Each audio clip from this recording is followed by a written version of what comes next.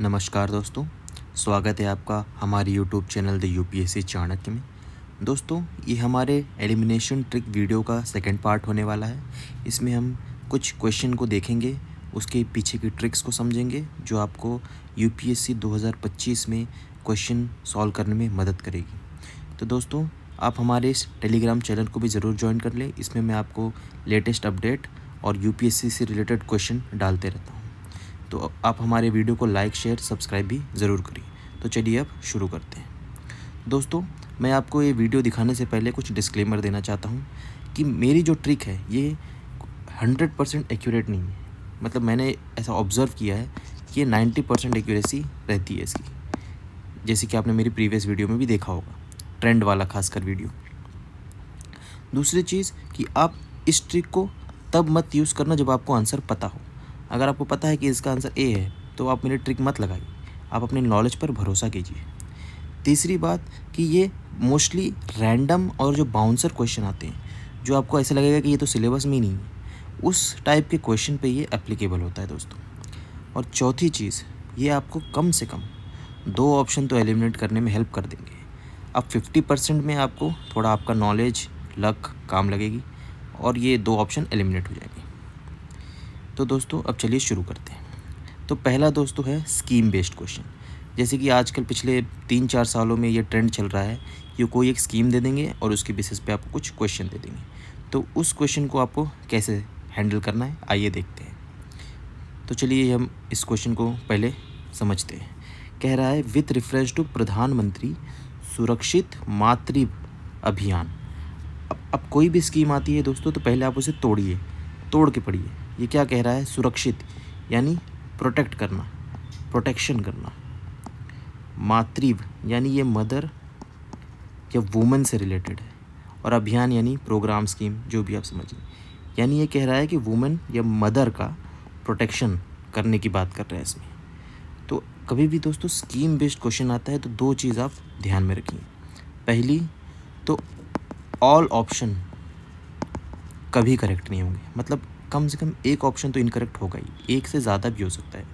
तो ये ट्रेंड चल रहा है कि सारे ऑप्शन करेक्ट नहीं होंगे। दूसरी चीज़ जो सबसे इम्पोर्टेंट है, वो आप एक्सट्रीम स्टेटमेंट ढूंढिए। मतलब कुछ ऐसी चीज़ वो लिख देंगे उसके अंदर जो कि आपको लगेगा कि ये तो एक्सट्रीम है, जो कि मतलब नॉर्मल जो ट्रेंड है उसको फॉलो नहीं कर रहा होगा। तो उसको आप ढूंढिए और उसे एलिमिनेट कर दीजिए। तो इससे आप आंसर तक पहुँच जाएंगे। तो हम आप देखते हैं पहला option. This scheme guarantees a minimum package of antenatal care. Antenatal care मतलब जैसे कि जो बच्चा जब पेट में होता है, जो चेकिंग वगैरह होती है बच्चा ठीक है कि नहीं, उसको एंटीनेटल केयर कहते हैं। Service to women in their second and third pregnancy, और पोस्ट डिलीवरी बेनिफिट भी दिए जाएंगे, मतलब पोस्ट डिलीवरी हेल्थ फैसिलिटी जो होती है वो भी दी जाएगी। तो इसमें दोस्तों रॉन्ग क्या हो सकता है आप देखिए। जैसे कि दोस्तों हम लोग हमारे देश में कम बच्चे पैदा करने को प्रमोट किया जाता है, तो यहाँ ये कह रहा है कि थर्ड प्रेगनेंसी में भी ये बेनिफिट आपको मिलेंगे, गारंटीड है। तो ये ऐसा गवर्नमेंट क्यों करेगी? मतलब वो तो 2 चाइल्ड पॉलिसी भले इंडिया में नहीं है, लेकिन हम ऐसे उम्मीद करते हैं कि जो गवर्नमेंट पॉलिसी लाएगी वो चाइल्ड बढ़ाने के लिए प्रमोट नहीं करेगी, कम करने के लिए। तो यहाँ पे रॉन्ग दोस्तों यही हो सकता है, वो ये थर्ड फोर्थ ऐसे चाइल्ड को नहीं परमिट करेगी। तो ये ऑप्शन एक्सट्रीम है। अब दूसरा स्टेटमेंट आप देखिए, ये कह रहा है under this scheme private sector can voluntarily, मतलब क्या, पहली चीज़ तो देखो यहाँ पे अगर आपने मेरी प्रीवियस वीडियो देखी होगी तो वहाँ मैंने आपको बताया था कि probability based, can be, may be, जहाँ पे कोई एग्जैक्ट बात नहीं कर रहा वो, बल्कि प्रोबेबिलिटी कह रहा है। तो ऐसे स्टेटमेंट मोस्टली करेक्ट होते हैं। तो यहाँ पे भी वही कह रहा है कि यहाँ पे प्राइवेट सेक्टर जो है हेल्थ केयर, वो भी इसमें वॉलंटियर कर सकता है स्कीम में। तो ये स्टेटमेंट दोस्तों सही है। तो यहाँ से हमारा आंसर बी आ जाता है। तो आइए दोस्तों अब हम सेकंड क्वेश्चन को देख लेते हैं। दोस्तों अब ये स्कीम है प्रधानमंत्री श्रम योगी मानधन योजना। यानी ये अगर आप इसे हम तोड़ते हैं स्कीम को, तो श्रम योगी यानी जो लेबर क्लास है, जो मज़दूर है, उनके लिए ये एक पेंशन स्कीम है। तो उस पर ये 4 ऑप्शन दिए गए हैं। अब आपको वही ट्रिक लगानी है कि एक्सट्रीम स्टेटमेंट ढूंढने हैं और सारे ऑप्शन को कभी भी करेक्ट नहीं मानना है। तो इसमें ऑल ऑफ द अबव तो दोस्तों कहीं दिख नहीं रहा है, तो वो वाली ट्रिक तो नहीं है, लेकिन अब हमको एक्सट्रीम स्टेटमेंट ढूंढना है। तो अगर आप फोर्थ स्टेटमेंट देखते हैं तो वो कह रहा है कि ये जो फैमिली पेंशन है ये स्पाउस को भी मिलेगी, मान लीजिए लेबर की डेथ हो गई तो उसके स्पाउस को ये एप्लीकेबल है, और अनमैरिड डॉटर को भी है। तो अब स्पाउस तक तो समझ में आता है दोस्तों, लेकिन ये अनमैरिड डॉटर क्यों? तो अब एग्जामिनर जानबूझ के स्टेटमेंट को दोस्तों गलत बना रहा है सिर्फ ये पार्ट डाल के, क्योंकि अनमैरिड डॉटर को मिल सकती तो अनमैरिड सन को क्यों नहीं? तो यही स्टेटमेंट उसने क्यों डाला? तो इसलिए ये एक्सट्रीम स्टेटमेंट है। तो ये फोर्थ कटते ही आपका ये दो स्टेटमेंट ऑटोमेटिकली कट जाएगा। अब देखिए दोस्तों, 2 जो है वो दोनों में है, तो यानी ये तो बिल्कुल सही है। अब आपको बस इन दोनों में डिसाइड करना है। तो दोस्तों अब एग्ज़ाम में तो मुझे दोनों ही स्टेटमेंट मतलब लगभग सही लग रहे थे, लेकिन मैंने जब थर्ड स्टेटमेंट पढ़ा तो उसमें कह रहा है कि ईच सब्सक्राइबर को जो है मिनिमम पेंशन मिलेगी 3,000 और 60 के बाद। तो दोस्तों हम जैसे कि जानते हैं कि रिटायरमेंट एज जो होती है वो 60 ईयर ही होती है इंडिया में, एवरेज जो है रिटायरमेंट एज है वो 60 साल है। और दोस्तों 3,000 कोई बहुत बड़ा अमाउंट भी नहीं है, क्योंकि हम जानते हैं कि प्रधानमंत्री किसान सम्मान निधि योजना में 6,000 दे दिया जा रहा है साल का, और वो भी बिना किसी कंट्रीब्यूशन के। तो ये एटलीस्ट एक कंट्रीब्यूटरी पेंशन है, मतलब इसमें जो मज़दूर होगा वो महीने का साल का कुछ कंट्रीब्यूट करेगा, तब जाके उसको 60 साल के बाद पेंशन मिलेगी। तो 3,000 रुपये दोस्तों कोई बड़ी बात भी नहीं है, और 60 साल भी मुझे सही लग रहा था, तो ये एक्सट्रीम तो नहीं था। तो इस बेसिस पे मैंने इसको सही मान लिया था। तो इसका आंसर बी है दोस्तों। अब इसका बस ये तो दोस्तों एक फैक्ट है, अगर आपको पता है तो पता है, नहीं पता है तो नहीं पता है, इसमें तो कोई लॉजिक भी नहीं लगा सकते। तो इस तरीके से आप इस क्वेश्चन को सॉल्व कर सकते थे। तो आइए दोस्तों हम नेक्स्ट क्वेश्चन देख लेते हैं। ये भी एक स्कीम बेस्ड क्वेश्चन ही है।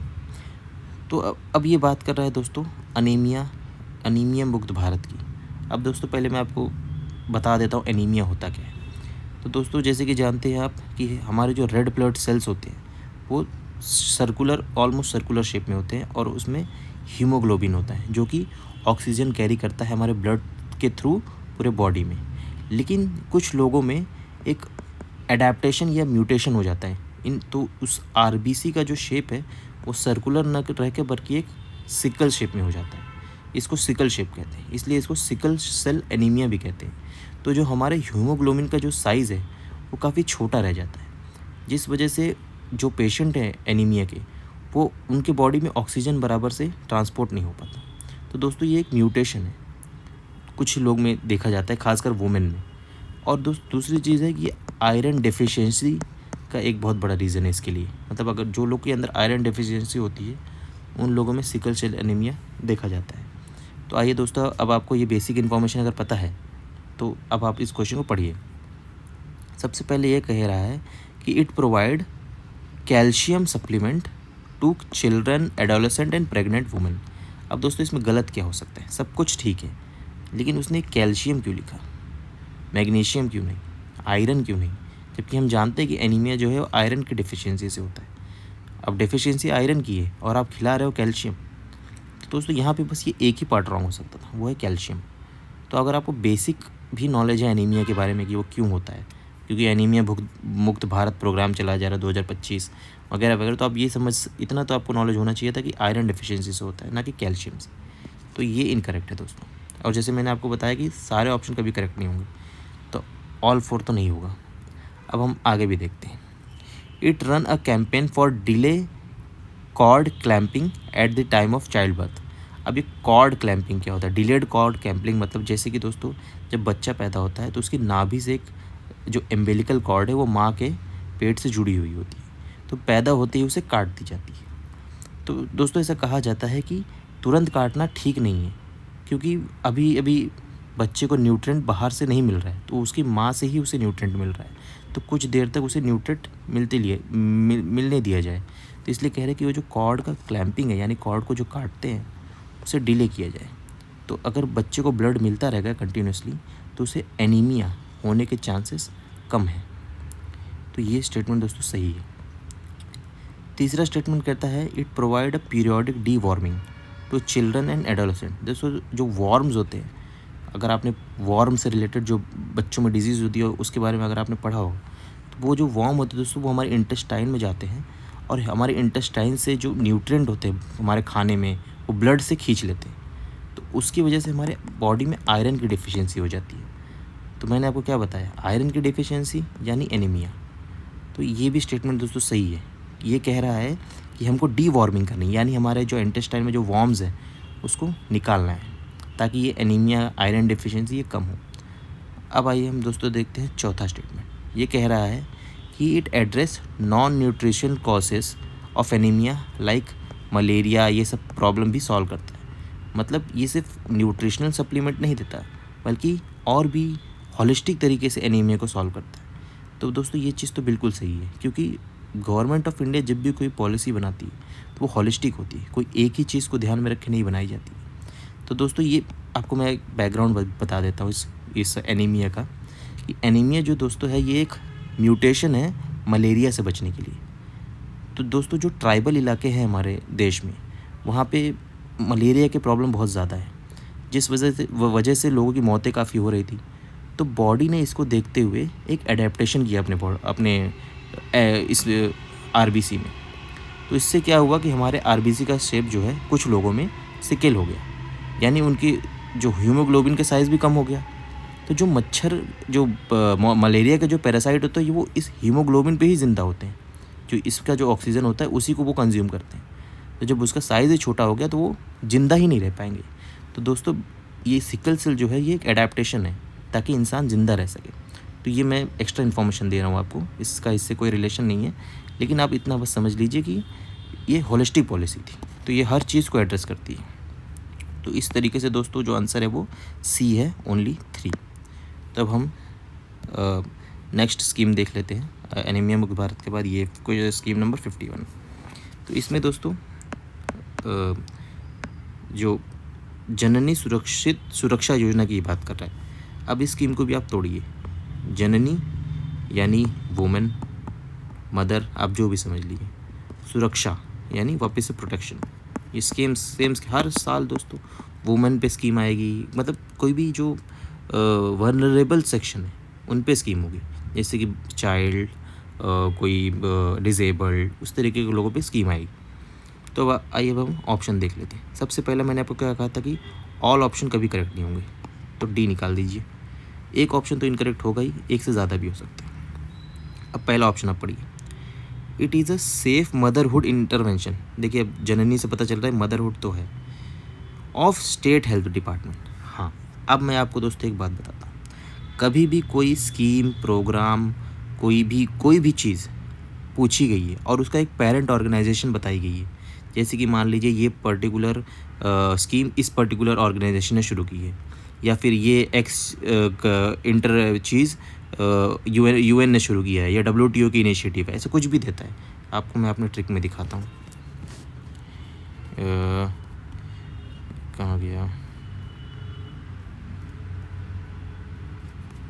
ये रहा।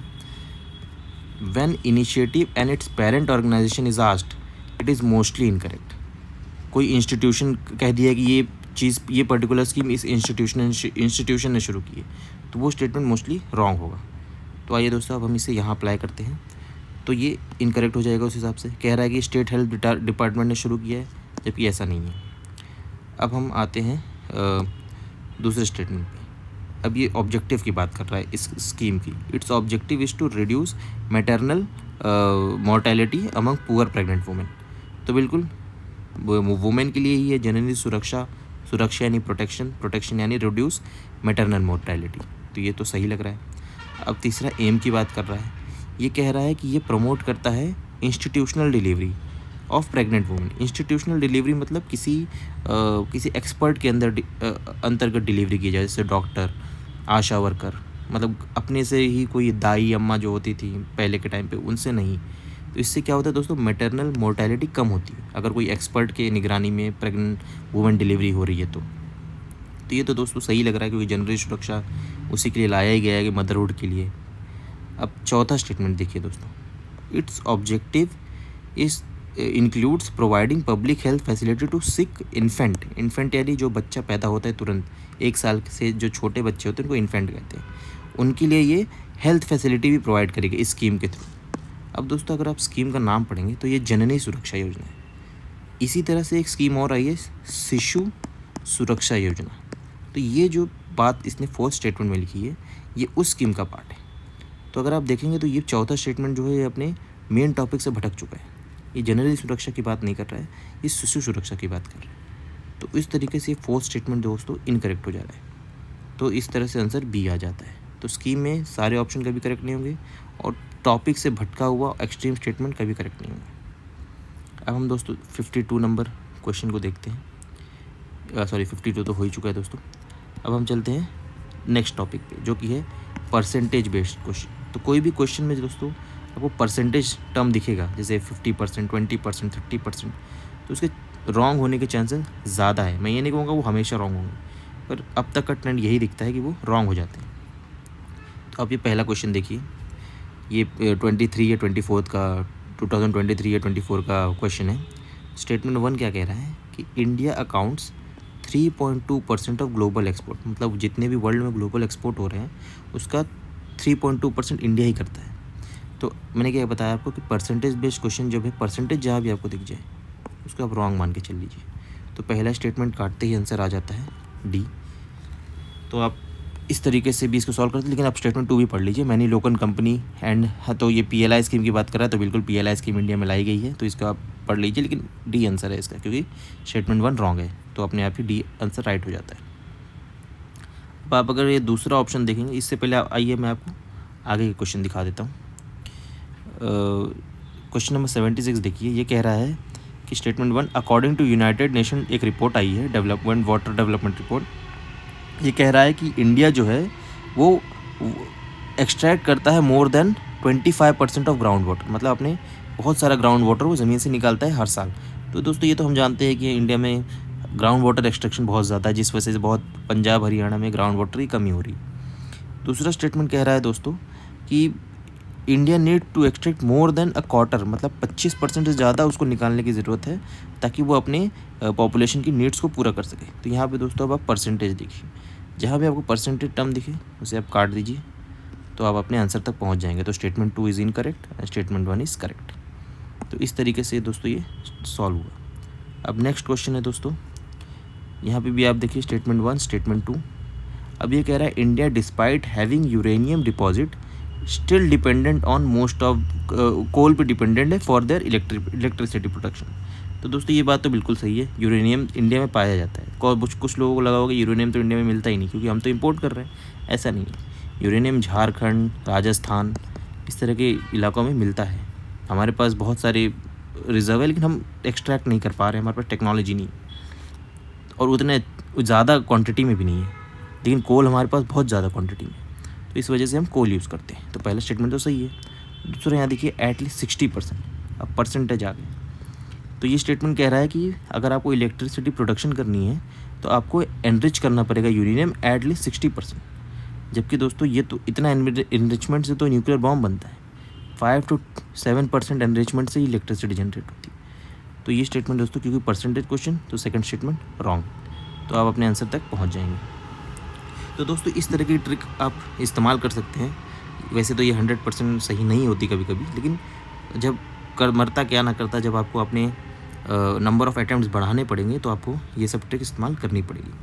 अब आइए दोस्तों मैं कुछ आपको एक्स्ट्रा ट्रिक्स भी बता देता हूँ। जैसे कि मैंने आपको बताया कि कभी कोई इनिशिएटिव पूछी हो और उसकी पेरेंट ऑर्गेनाइजेशन पूछी, जैसे UN ने ये इनिशिएटिव शुरू की है, WTO की ये इनिशिएटिव है, तो वो मोस्टली रॉन्ग होगा दोस्तों।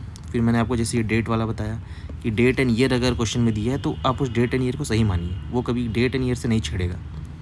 तीसरा दोस्तों, अगर वो कहता है कि कोई पर्टिकुलर स्पीशीज़ दी है और वो कह रहा है कि ये स्पीशीज़ एंडेमिक है इंडिया में, स्पेसिफिकली कह रहा है कि ये एंडेमिक है इंडिया की या नेटिव है इंडिया की, तो मोस्टली मान के चलिए कि वो इनकरेक्ट है। ज़्यादातर केस में वो इनकरेक्ट होती है, करेक्ट भी हो सकती है। उसके बाद अगर वो ऐसा कह रहा है कि ये पर्टिकुलर ट्रीटी लीगली बाइंडिंग है, जैसे वो कह दे कि nationally determined contribution is legally binding, या वो कह दे कि यूनाइटेड नेशन जनरल असेंबली में जो रेजोल्यूशन पास होते हैं वो लीगली बाइंडिंग है सब पे, तो वो ऐसे स्टेटमेंट मोस्टली इनकरेक्ट होंगे। लीगली बाइंडिंग वाले, नेटिव वाले, एंडेमिक वाले इनकरेक्ट होंगे। अब दोस्तों यहाँ पे आप 19 नंबर ट्रिक देखिए।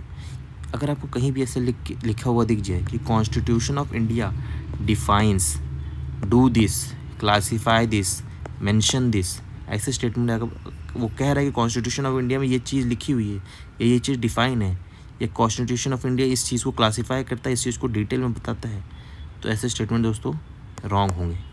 मैं आपको डेफिनेशन वाला एक पार्ट दिखा देता हूँ कि जो हमारा आर्टिकल 366 है, अगर आप ध्यान से देखेंगे ये 366 आर्टिकल है, इसमें सारे डेफिनेशन दिए गए हैं। जैसे कि एग्रीकल्चर इनकम क्या है, एंग्लो इंडियन की क्या मीनिंग है, आर्टिकल की क्या मीनिंग है, तो ऐसे सारे डेफिनेशन इसके अंदर दिए हुए हैं। तो इसके अलावा और कहीं कुछ डिफ़ाइन नहीं हुआ है, क्योंकि जो डेफिनेशन होती है वो मोस्टली एक्ट्स में लिखी होती है, कॉन्स्टिट्यूशन में नहीं। तो इस बेसिस पे दोस्तों वो पार्ट जो है गलत होंगे वो सारे स्टेटमेंट। तो आपको स्कीम वाला स्टेटमेंट तो दोस्तों मैंने बता ही दिया। तो इस तरीके से दोस्तों आप इस टाइप के क्वेश्चन को, जो बाउंसर और टाइप के क्वेश्चन आपको दिखते हैं, वो आप इस तरीके से सॉल्व कर सकते। तो दोस्तों उम्मीद करता हूँ ये वीडियो आपको पसंद आई होगी। अब मैं कोशिश करूँगा कि पार्ट 3 बनाने के लिए इस वीडियो का, क्योंकि मैं फ़िलहाल अपने यूपी PCS के मेंस की प्रिपरेशन में थोड़ा बिजी हूँ दोस्तों, तो इस वजह से ये वीडियो थोड़ी लेट आ रही है, माफ़ी चाहूँगा आपसे। लेकिन मैं नेक्स्ट वीडियो बनाने की बहुत कोशिश करूँगा। तब तक आप हमारे टेलीग्राम चैनल को फॉलो कर सकते हैं और हमारे वीडियो को लाइक शेयर सब्सक्राइब ज़रूर करिए। तब मिलते हैं अब आपसे अगली वीडियो में। तब तक के लिए धन्यवाद। जय हिंद।